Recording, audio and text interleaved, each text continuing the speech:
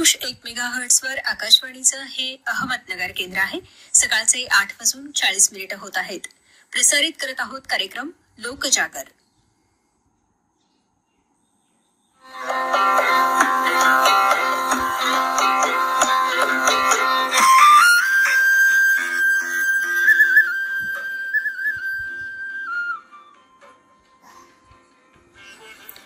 श्रोतहो नमस्कार आणि स्वागत आजच्या लोकजागर कार्यक्रमात. श्रोतहो कार्यक्रमात आज ऐकूयात भिंगार इथल्या ब्रेड ऑफ लाईफ फाउंडेशन या सामाजिक संस्थेचं कार्य आणि उपक्रमांविषयी गौरव पाटोळे यांची सुदाम बटोळे यांनी घेतलेली ही मुलाखत. कार्यक्रमाचे सादरकर्ते सुदाम बटोळे.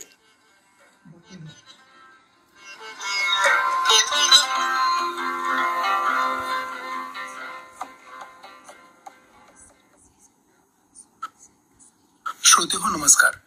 आजच्या लोकजागर कार्यक्रमात आपल्या सर्वांचं मनपूर्वक स्वागत. श्रोतेहो, आपण आपली आर्थिक बाजू सक्षम करत असताना आपण या समाजाचंही काहीतरी देणं लागतो आणि आपल्या समाजामध्ये जे काही वंचित दुर्लक्षित घटक आहेत त्यांच्यासाठी काहीतरी आपल्या परीनं मदत करण्याचा आपण प्रयत्न करत असतो. या कामी आपल्या जिल्ह्यामध्ये अनेक सामाजिक संस्था काम करत असतात, परंतु यामधली एक वैशिष्ट्यपूर्ण संस्था आपल्या भिंगारमध्ये कार्यरत आहे आणि तिचं नाव आहे ब्रेड ऑफ लाईफ फाउंडेशन किंवा बोल फाउंडेशन. याचं वैशिष्ट्य असं आहे की त्याचे जे फाउंडर आहेत हे परदेशामध्ये खूप चांगली नोकरी त्यांना त्या ठिकाणी होती, ज्यांची लाईफस्टाईल खूप चांगल्या पद्धतीनं त्या ठिकाणी होती, तरीही आपल्या देशासाठी आपण काहीतरी करावं, आपल्या माणसांसाठी काहीतरी करावं या उद्देशानं पुन्हा भारतामध्ये येऊन पेशानं सॉफ्टवेअर इंजिनियर असलेले गौरव पाटोळे यांनी ही ब्रेड ऑफ लाईफ नावाची संकल्पना आपल्या भिंगारमध्ये सुरू केली आणि तिच्या माध्यमातून अनेक जे काही समाजातले दुर्लक्षित घटक आहेत, विद्यार्थी आहेत, त्यांना मदत करण्याचं काम हे बोल फाउंडेशन जे आहे ते सातत्यानं करत आहे.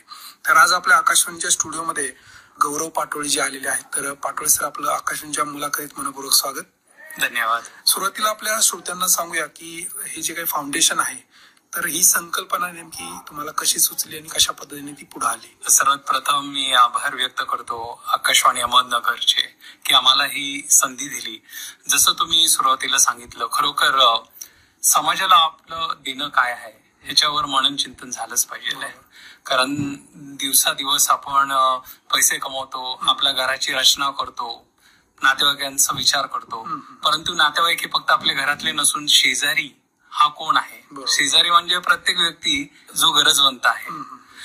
ही संकल्पना बोल फाउंडेशनची साधारणतः 2010 ते 12 मध्ये मला आली. मायक्रोसॉफ्ट मध्ये कार्यरत असताना खूपशा गोष्टींचा अनुभव आला मला आणि ज्यावेळेस मी भारताचा विचार केला मनामध्ये नक्कीच प्रश्न आले खूप की भारतामध्ये गोरगरिबी लोक कशी जगता येते आणि फक्त गोरगरिबीच नाही परंतु माणसासाठी काय केलं पाहिजे.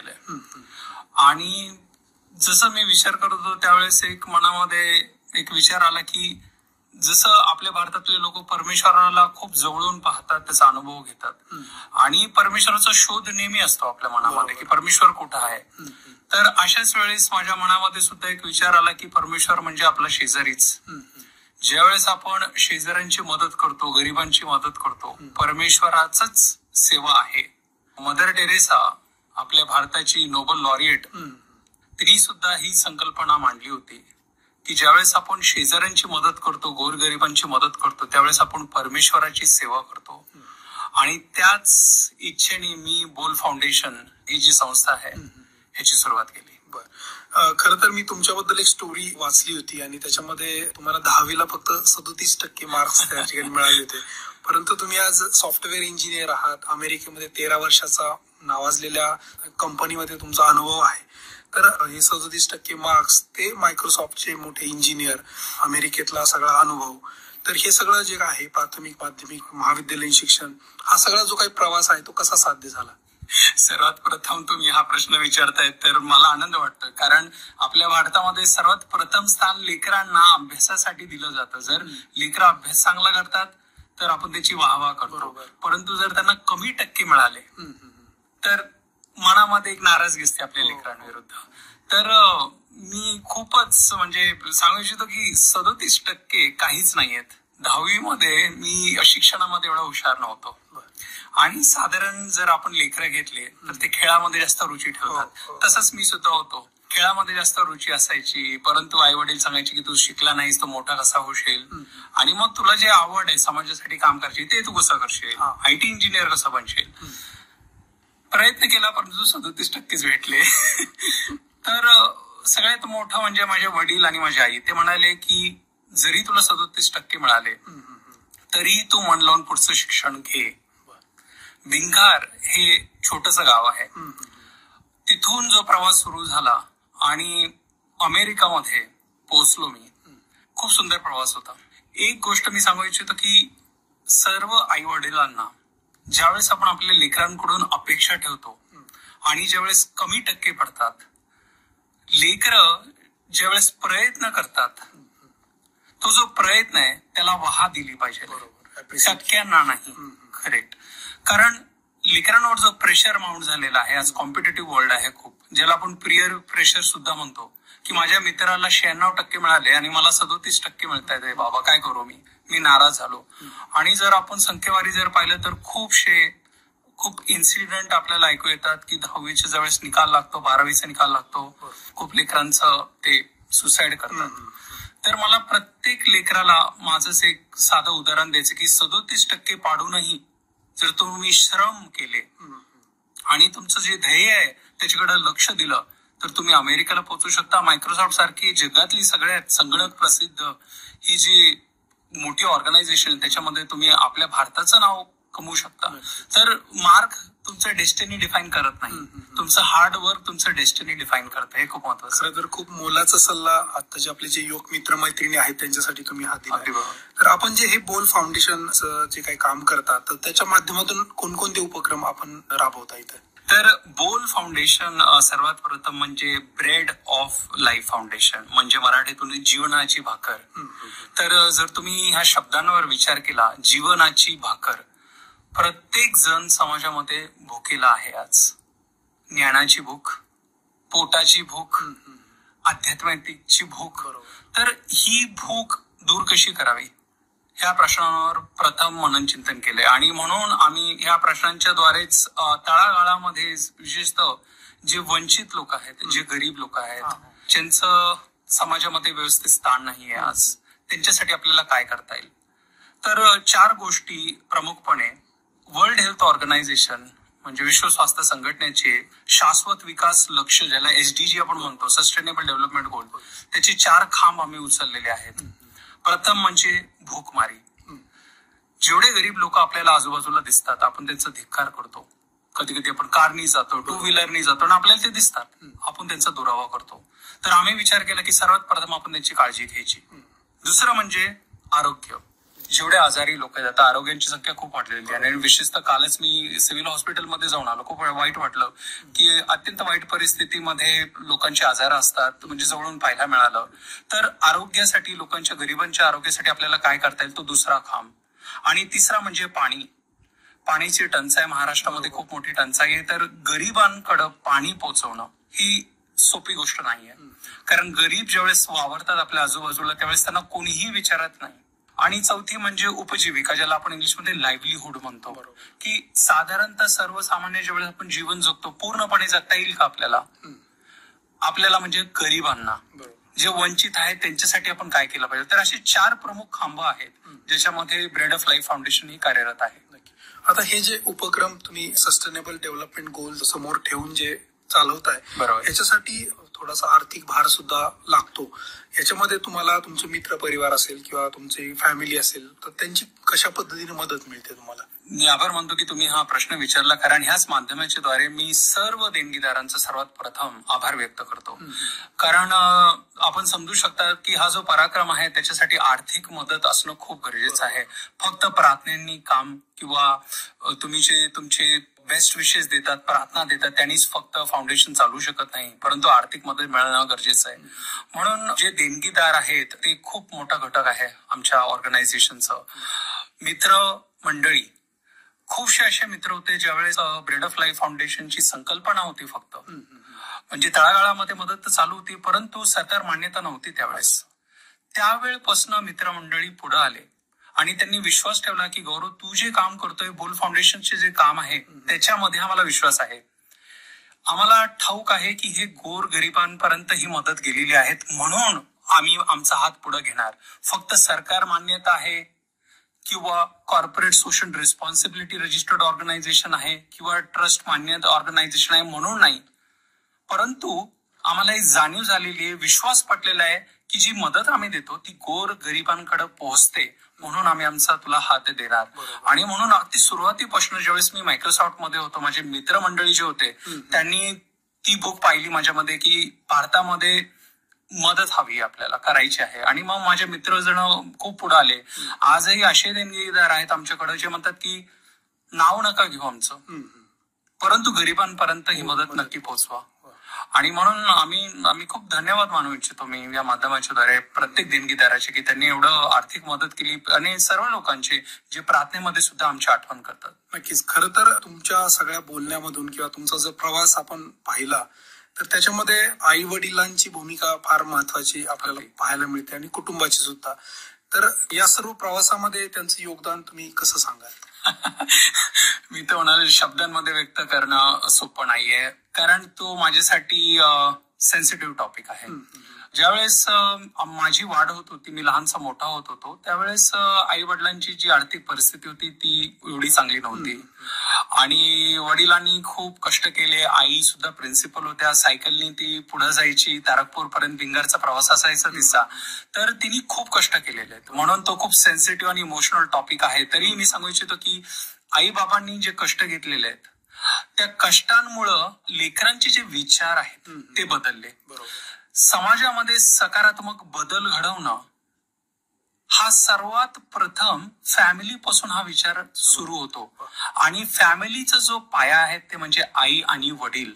तर माझ्या मनामध्ये जे विचार पडले की समाजामध्ये गोरगरिबांसाठी आणि वंचितांसाठी जर काय कार्य करायचं तर ह्याचा जो उगम आहे, मी म्हणेल परमेश्वराला तर प्रथम जातोच, परंतु आई वडील त्यांच्याकडून हे मला मिळालेलं, म्हणून मी त्यांचं ऋणी आहे आणि मी व्यक्त नाही करू शकत शब्दांमध्ये. खरं तर गौरवजी, तुम्ही अमेरिकेमध्ये 13 वर्ष राहिलात आणि आता तुम्ही भारतामध्ये काम करताय. तर विकसित राष्ट्र आणि भारत ह्याच्यामध्ये जर आपण सामाजिक, आर्थिक किंवा कौटुंबिक स्तरावरती किंवा शिक्षण क्षेत्रामध्ये तुम्हाला काय बदल जाणवतो आपल्याकडे? हा प्रश्न मला नेहमी विचारला जातो, आणि नक्कीच बदल आहे. खूपशा गोष्टी समान सुद्धा आहेत, आणि खूपशा गोष्टी भारताकडून शिकण्यासारख्या आहेत, आणि खूपशा गोष्टी भारताने सुद्धा शिकाव्यात. मी 2-3 गोष्टींवरच थोडक्यात बोलेल. सर्वात प्रथम म्हणजे शिक्षण भारतामध्ये खूप सुंदर आहे. जी एज्युकेशन सिस्टम आहे ती मला आवडते. फक्त एक गोष्ट जी आपण कदाचित शिकू शकतो ते म्हणजे आपण म्हणतो प्रॅक्टिकल नॉलेज ऍप्लिकेशन. म्हणजे आपण सराव करतो, प्रश्नांची उत्तरे आपल्याला येतात, तोंडपाठ असतात, परंतु ते कुठं वापरायचं साधारण जीवनामध्ये. जर मी फिबोनाची सिरीज 3-5 असे हे सिरीज आहे मॅथमॅटिक्स मध्ये, हे आज मी आपल्या भारतीय विद्यार्थ्याला विचारलं याचा मला तो डेफिनेशन सांग, तो तोंडपाठ असेल, परंतु त्याला जर मी हा प्रश्न विचारला की मी हे वापरणार कुठं, ह्याचं ऍप्लिकेशन कुठं आहे, तिथं तो थोडासा मागे पडेल. हे शिकण्यासारखं आहे. आणि सर्वात सुंदर गोष्ट जी मला भारताची आवडती ती म्हणजे स्वातंत्र्य जे आपण म्हणतो त्याची डेफिनेशन. ज्यावेळेस आपण कुटुंबाकडे पाहतो, आपण म्हणतो की माझं स्वातंत्र्य काय. भारतामध्ये ज्यावेळेस मी आई बाबांच्या जवळ येतो, आता मी नगरला आलोय, मला अजून स्वातंत्र्य वाटतं. ज्यावेळेस मी त्यांच्या दूर जातो त्यावेळेस ते स्वातंत्र्य कमी झाल्यासारखं मला वाटतं. म्हणजे हे प्रेमामध्ये रुतलेलं स्वातंत्र्य आहे की ज्या वेळेस आपण भारतामध्ये मी येतो मला जास्त स्वातंत्र्य वाटतं. परंतु अमेरिकेमध्ये लेकरू ज्यावेळेस 16 वर्षाचा होतो त्याला स्वातंत्र्य मिळण्यासाठी घर सोडावं लागतं. तर थोडंसं वेगळं आहे. तर तिकडं संकल्पना वेगळी आहे की आपण आई वडिलांच्या जितकं दूर जाऊ तेवढं मला चांगल्या गोष्टी करता येतील. आणि इथं माझा असा अनुभव आहे की भारतामध्ये ज्यावेळेस मी आई वडिलांच्या जितका जवळ राहील तेवढ्या मला अजून चांगल्या गोष्टी करता येतील. तर हे थोडंसं वेगळं आहे. म्हणजे आपली कौटुंबिक व्यवस्था त्या पद्धतीने आहे, आपले संस्कार जे आहेत ते आपल्या देशाचे जे आहेत ते आपल्याला रुजलेले आहेत. खूप सुंदर. आता तुम्ही बोल फाउंडेशनचं जे काही वेगवेगळे उपक्रम राबवताय, हो, तर भविष्यामध्ये तुम्ही अजून कोणकोणते उपक्रम याच्यामध्ये ऍड करणार आहात आणि पुढेच घेऊन जाणार आहात? नक्कीच. आता साधारणतः बोल फाउंडेशन 2022 5 एप्रिल मध्ये सरकार मान्यता मिळालेली, परंतु तळागाळामधली जी मदत आहे ती 2010 ते 2012 वर्षापासून. तर आम्ही असे खूपशे प्रोजेक्ट राबवलेले ऑलरेडी आहेत, परंतु आमचे पुढचे प्रोजेक्ट सुद्धा खूप येत आहेत. सर्वात प्रथम म्हणजे आम्ही डेली फूड व्हॅन, नगरमध्ये जेवढे जे गोरगरीब वंचित लोक आहेत जे रस्त्यावर पडलेले असतात त्यांना कोणीच विचारत नाही, तर त्यांना मोफतचं जेवण ती व्हॅन त्यांच्याकडे जाईल, कारण ते चालू शकत नाही. त्यांना दररोजचं जेवण दिलं जाईल. तर तो एक फूड व्हॅन प्रोजेक्ट म्हणून आहे. दुसरे अजून 2-3 प्रोजेक्ट्स आहेत. फॉर एक्झाम्पल, आम्हाला एक मॉड्युलर किचन बनवायचं आहे जेवण बनवण्यासाठी. तर त्याच्यासाठी गरिबांना जे जेवण आम्ही देतो दररोज त्याच्यासाठी एक छोटंसं किचन बनवायचं आहे आणि त्या किचनसाठी आम्हाला जे काही आर्थिक मदत आहे त्याचा सुद्धा प्रयास चालू आहे. तर असे बरेच प्रोजेक्ट्स आहेत. पूर्ण माहिती मिळवण्यासाठी मी नक्कीच आपल्या प्रेक्षकांना सांगेल की www.bolfoundation.org वर नक्कीच तुम्ही पहा, तिथं सगळ्या प्रोजेक्टची माहिती मिळेल. हो, खरं तर तुम्ही समाजाच्या वेगवेगळ्या स्तरावरती काम करताय आणि त्या ठिकाणी तुम्हाला शिक्षण क्षेत्राचा जर आपण पर्टिक्युलर विचार केला तर आपल्याकडे झोपडपट्ट्या खूप मोठ्या प्रमाणात आहे. तिथल्या मुलांचं भविष्य थोडंसं अंधारमय आहे. शिक्षण नसेल तर ऍक्च्युली पालकांना शिक्षणाच्या संधी कमी मिळालेल्या असतात.